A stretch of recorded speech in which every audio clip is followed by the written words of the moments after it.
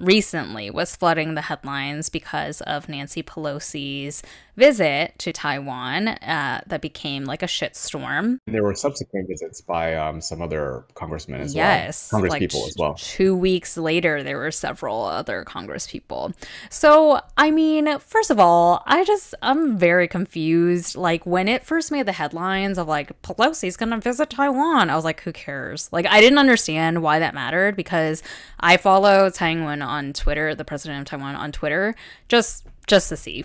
And like all she ever does is post pictures of when like another country's like people come to visit Taiwan and be like, this country and Taiwan, you know, reaffirm their friendship. That's like all she does on Twitter. And US people are always there. So I didn't understand, first of all, like why Pelosi mattered, and you know, in contrast to all these other official US people that have been visiting Taiwan since forever.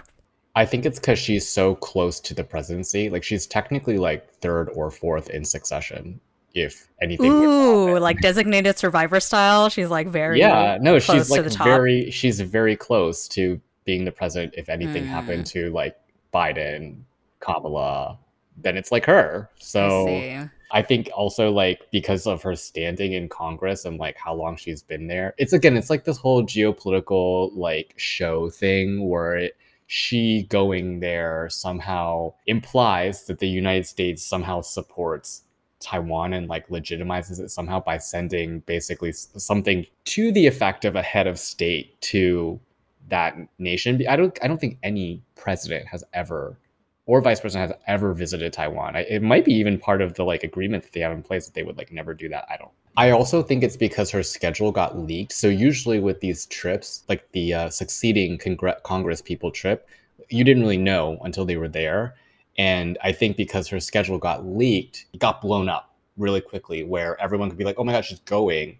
Versus like if she had just gone there quietly, no one would have really known until she was there, right? And then it would have been like, she's there, she's gone. That's kind of what's happening with the Congress people now. But because her travel schedule got leaked, it kind of got like exploded into this thing that it was like, I don't even think it was supposed to be anything super significant. Yeah, I feel like it's a classic case of people blowing up shit that's not a thing, because her visit was made into such a like symbolic thing on both sides, right? Like people being like, yeah, it's free Taiwan. Absolutely. And then the other side like, fuck you guys going against China, blah, blah. For those who didn't know the full context, this is one stop on her like multi-stop Asian tour, essentially. It was not like she was like, I'm going to Taiwan as the only destination, as a like symbolic representation of US is blah blah blah for Taiwan. It was like, I'm going to like 12 different countries in Asia and Taiwan is just a stopover, because it is. Like it was made into such a thing. I was so confused when it was like, oh, Pelosi's going and it's like being blown up as a thing. I was like, I don't understand.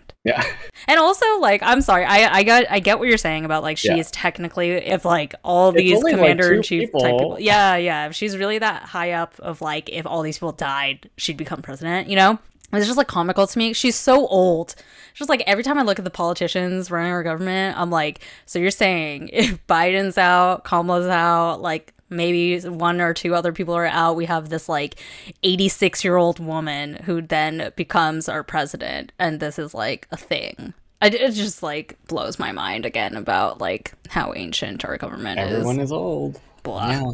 Yeah, I do think that from the Chinese side, it was probably like a really good excuse to do more like inflammatory politics in a sense, to say like, you know, like pushing the buttons and like testing the waters. I feel like there's been a lot of that where it's kind of like everyone's trying to be like, how far can I get without people getting like really mad and like being seriously like slapped for something? This is like another one of those things that I think was a testing ground for that almost. I think it was more just an excuse for them to try to up the ante a little bit more, because they were already doing, like, for those who don't know, China's constantly running like random military, quote unquote, non-military operations or whatever, like near Taiwan. Like they've been sending aircraft and like naval related things over and near Taiwan for a long time. Like I remember we interviewed Savannah, who was in Taiwan, when we talked Yeah. about like the Taiwanese election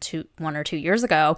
And she was like, yeah, literally yesterday there were like 10 Chinese military aircraft that were like flying over Taiwan just as a show of force. It's like, this is an ongoing thing. It was just that like when Pelosi said that she was going to go, then they were like, okay, we're going to send like all of these, you know, we're going to like double the number of aircraft we're sending or whatever. And there were all these threats made. People were saying like maybe they're gonna like shoot Pelosi's plane out of the air before she can land and like all this shit.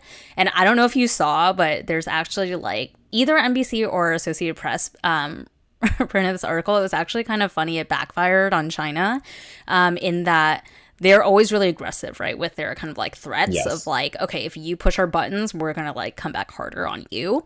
And so they were making all this like huff and puff about Pelosi. And then when she actually went, they didn't do all that much. Like, yes, they like upped the amount of like planes that were flying over the strait and blah, blah, blah. But like I said, they already did that kind of stuff before. It was just more of it. And actually the Chinese nationalists on social media, the ones that are always like trolling us when we talk about Taiwan and like blah blah blah, just like normal people on the internet talking about China, Taiwan things, they actually got mad at the Chinese government for once because they were like, what the hell, y'all made such a big show of like, you said you were going to do all this stuff if like Pelosi landed and then you did nothing. And it was like the one time ever that the fanboys of Chinese nationalism actually turned on the government. That's kind of what I was saying. It's just like another thing that they're using to like inflame the situation and also kind of like justify the things that they're doing. And they're just kind of like tiptoeing to see where the line is. And then they're trying to get as close to the line as possible and like get people to move the line. That's how I feel, because like, as you've mentioned, the aggressiveness of what is happening is not new, but I definitely feel like it's intensified